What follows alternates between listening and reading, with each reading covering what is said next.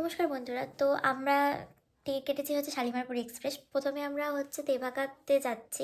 তেভাগাতে করে বালুরঘাট থেকে হাওড়া যাচ্ছি এবং হাওড়া থেকে শালিমার যাব।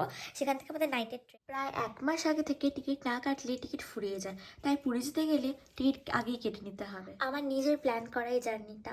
প্ল্যান করা বলতে মানে কীভাবে যেতে হবে আমি নিজেই টিকিট কেটেছি। আমার ফ্যামিলির প্রায় ৫ জন ৬ জন মিলে আমরা যাচ্ছি এবং আমাকে ইনক্লুড করে ৭ জন হচ্ছে টোটাল। আমি, আমার ভাইয়া, কাকিমণি, পিসেমশাই এবং আমার মা-বাবা। তো জার্নিটা তোমাদের সাথে শেয়ার করে নেব। একটু পরেই আমরা বেরিয়ে পড়বো। আমাদের টোটো ওয়েট করছে, দেখি বাকিরা সবাই কি করছে। সবাই কি রেডি হয়েছে? সবাইকে ক্যাপচার করতে করতেই আমাদের টোটো চলে এসেছে। অ্যান্ড বালুরঘাটে কিন্তু বেশ ভালো ঠান্ডা আছে, তাই আমি এইভাবে চাদর টাদর নিয়ে এখন নিচেই যাচ্ছি। নিচে গিয়ে দেখাবো।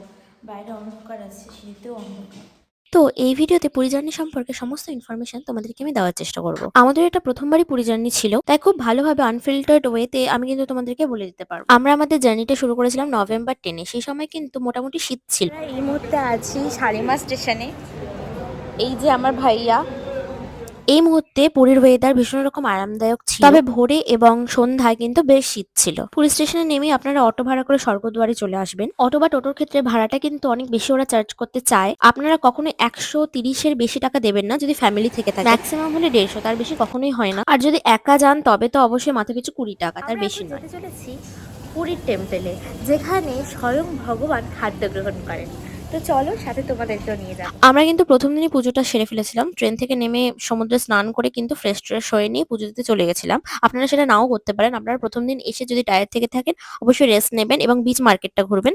দেন পরের দিন ভোরবেলা পুজো দেবেন। আমরা দিয়েছিলাম 10টার দিকে পুজো। অনেকটাই ভিড় ছিল, হয়তো শীতের দিনে দুপুরবেলা খুব একটা সমস্যা হবে না। আমরা যখন গিয়েছিলাম তখন কিন্তু দুপুরবেলাটা ভালোই গরম ছিল। আপনারা চাইলে কিন্তু সন্ধ্যাবেলাতেও পুজো দিতে পারেন। পুরী কিন্তু আধ্যাত্মিক জায়গার সাথে সাথেও একটা ব্যবসারও জায়গা। অতএব আপনাদেরকেই সবকিছু সম্পর্কে সতর্ক থাকতে হবে। আপনারা চাইলে পুজো দেওয়ার সময় পান্ডা নিতে পারেন। সেক্ষেত্রে কিন্তু আপনাদের 1600 টাকা 1700 টাকা মতো পড়বে। আমরা কিন্তু কোনো পান্ডা ছাড়াই লাইনে দাঁড়িয়েই পুজো দিয়েছি এবং খুব ভালোভাবে দর্শনও করেছি। তবে বৃদ্ধ বয়স্ক মানুষরা থাকলে আমি বলবো আপনারা পান্ডা নিয়ে কিন্তু অবশ্যই অসাধু পান্ডার থেকে সবসময় সাবধান। মন্দিরের বাইরে বা ভেতর থেকে আপনারা ভোগ নিতে পারেন, সেটি 100 টাকার মূল্য। আর সেখানে কিন্তু 100 টাকা দিয়ে মহাপ্রসাদ বিতরণ হয়, তবে সেটা দুপুর 2টোর সময় ফ্রেশ খাবারটা থাকে। তো দুপুরবেলা গেলে আপনারা কিন্তু মহাপ্রসাদ সেখান থেকেই খেয়ে নিতে পারেন। এক্সট্রা করে আপনাদেরকে নিতে হবে না কোনো পান্ডার সাহায্য। আমরা কিন্তু প্রথমে ভারত সেবাশ্রমে থাকার জন্য গিয়েছিলাম, কিন্তু সেখানে অনুষ্ঠান থাকায় সেখানে থাকিনি। আমরা হোটেল সাগরপানি নামে একটি হোটেলে ছিলাম।